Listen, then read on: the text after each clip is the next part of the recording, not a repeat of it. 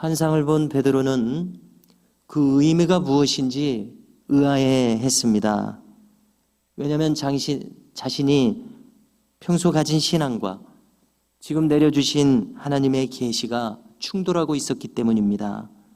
마침 베드로는 초대교회의 그 큰 성령의 역사와 인도하심 속에 있었던 사람이기에, 그리고 또한 기도 생활로서 하나님의 영적인 음성에 민감하게 열려 있었던 그때를 살고 있었기에 그 계시하신 분명한 뜻이 무엇인지를 집중하고 있는 사람이었습니다. 이처럼 고민하는 시점에 마침 고넬료가 보낸 그의 사람들이 이 집에 찾아왔습니다. 문 밖에서 소리를 내서 묻습니다. 여기에 베드로라 하는 시몬이 유숙하느냐 묻습니다. 이때 아직도 베드로는 이 환상의 의미에 골몰하고 있었습니다. 바로 그때 그에게 또 다른 성령의 지시하심이 임했습니다. 두 사람이 너를 찾고 있으니 내려가서 만나도록 하라. 그들을 의심하지 말라. 내가 그들을 보내었노라. 자, 여기서 우리가 생각해 볼 것은 이렇게 선명한 성령의 음성이 계속 들려지는 데 있어서는 첫째, 베드로는 지금 기도 생활을 계속하는 중에 있었습니다.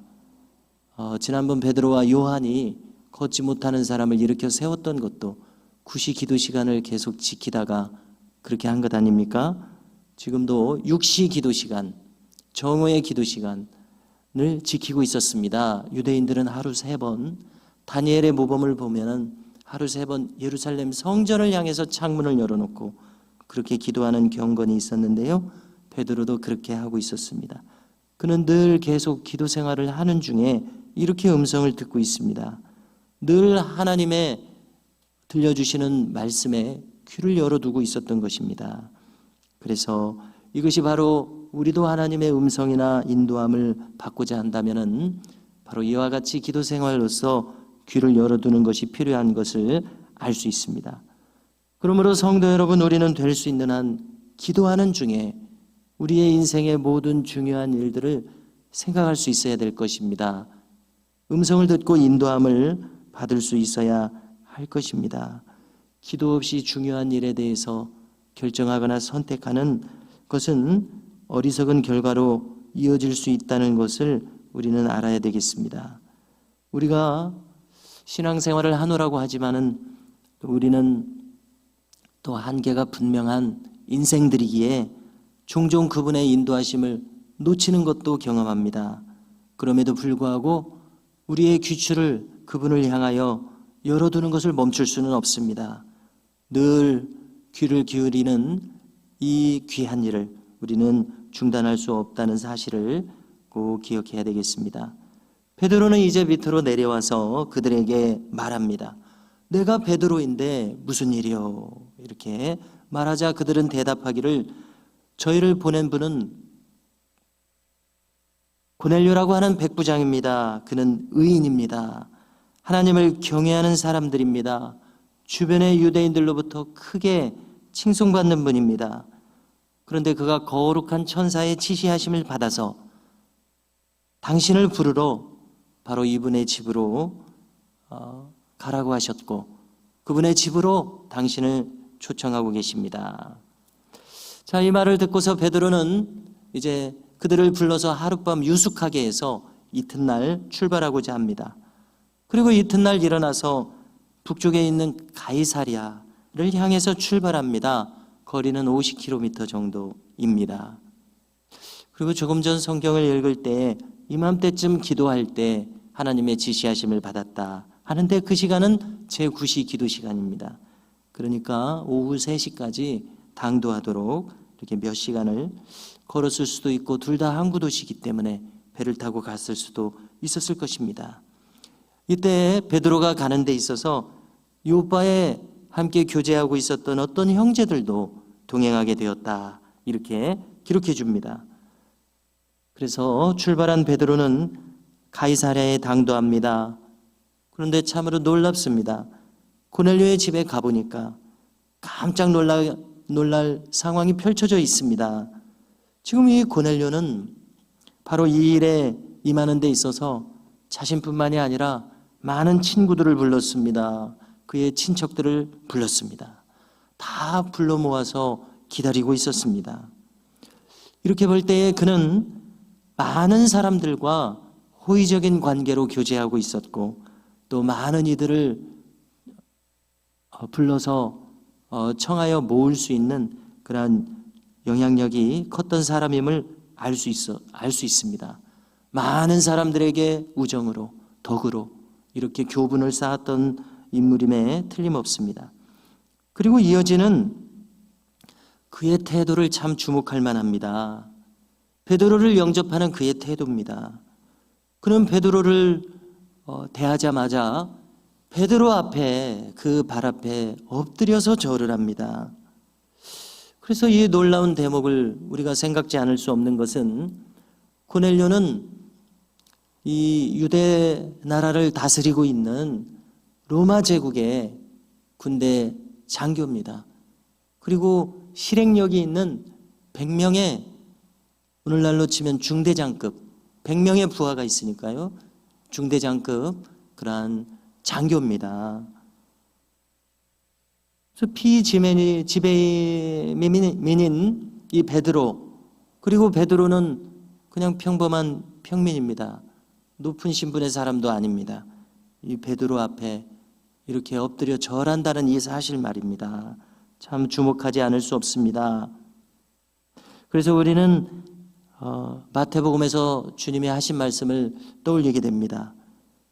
마태복음 10장은 제자도를 가르치시는 부분인데, 이렇게 말씀하신 것을 다 떠올리실 수 있으실 것입니다. 선지자의 이름으로 선지자를 영접하는 자는 선지자의 상을 받을 것이요, 의인의 이름으로 의인을 영접하는 자는 의인의 상을 받으리라. 바로 여기 고넬료와 아주 잘 맞아떨어지는 말씀인 것을 생각하게 됩니다. 고넬료의 이 태도와 마음가짐을 보십시오. 그는 베드로를 이미 하나님의 사람으로 인정하고 그에 걸맞는 예를 갖추고 있습니다. 쉽게 말해서 마치 하나님을 대하듯 그를 영접하고 있습니다. 자, 우리는 주님의 공생의 사역 중에서 몇몇 사람들에 대해서는 감탄하시면서 너의 믿음이 크도다, 이스라엘 중에서도 이만한 믿음을 본 일이 없도다, 이렇게 크게 칭찬하신 대목이 있지 않습니까? 만약에 예수님이 고넬료를 지금 대하고 계시다면 너의 믿음이 크도다, 이렇게 칭찬하셨을 것 같습니다.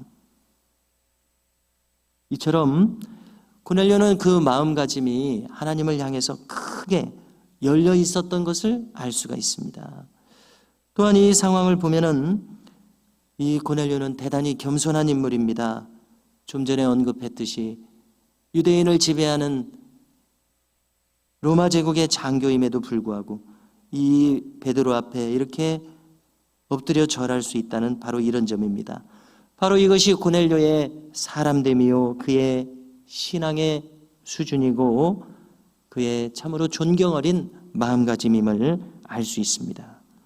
자, 이때 베드로의 반응을 보십시오. 극진한 예의로 영접하고 있는 이 고넬료에 대해서 베드로는 그를 일으켜 세웁니다. 그리고 말씀을 드립니다. 일어나십시오. 나도 사람입니다. 내가 특별한 사람이 아닙니다. 나도 사람에 불과합니다. 이렇게 해서 이야기를 나누면서 좌중으로 들어갑니다. 좌중에 들어가니까 베드로의 입장에서 생각해 볼 때 10명, 20명 이상의 사람들이 거기 운집해 있었을 것 같습니다. 그리고 자신의 소감을 이야기합니다.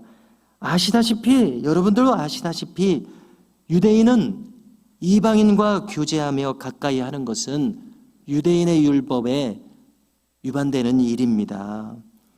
그러나 여기 오기 전 하나님께서는 저에게 특별히 이르시기를 아무도 속되다 하지 말라, 아무도 부정하다 하지 말라, 이렇게 이르셨습니다. 그래서 저는 기꺼이 이 자리에 거절하지 않고 오게 되었습니다. 여러분들께 여쭙습니다. 어찌하여 저를 초대하셨습니까? 자, 이에 고넬료가 대답합니다. 자, 이미 베드로가 들었지만은 다시 한번 이야기를 합니다. 제가 나흘 전 이맘때 집에서 구시 기도를 하는데 갑자기 빛난 옷을 입은 한 사람이 나타나서 말하더이다. 고넬료여, 하나님께서 그대의 기도를 들으시고 구제를 기억한 바 되셨으니 요바에 가서 베드로라 하는 사람을 청하라. 그가 모처에 있는데 그를 모셔오라. 그래서 제가 사람을 보내서 당신을 청하게 된 것입니다. 여기 이렇게 오셨으니 잘하셨나이다.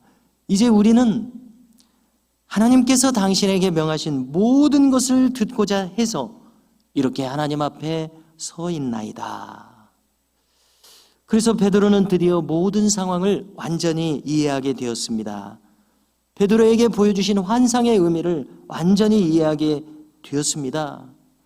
고넬료에 함께한 사람들을 보니까 그들은 열린 마음으로 모든 말씀을 영접할 준비가 충분히 되어 있었음을 현장에서 느낄 수 있었습니다.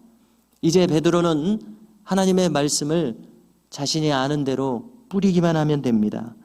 이미 모든 것은 하나님께서 친히 다 준비해 놓으신 상황입니다.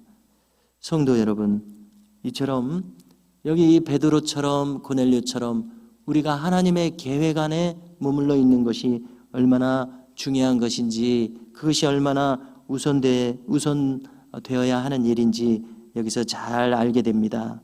우리가 무엇을 하고자 하는 주도성도 때때로 필요하겠지요.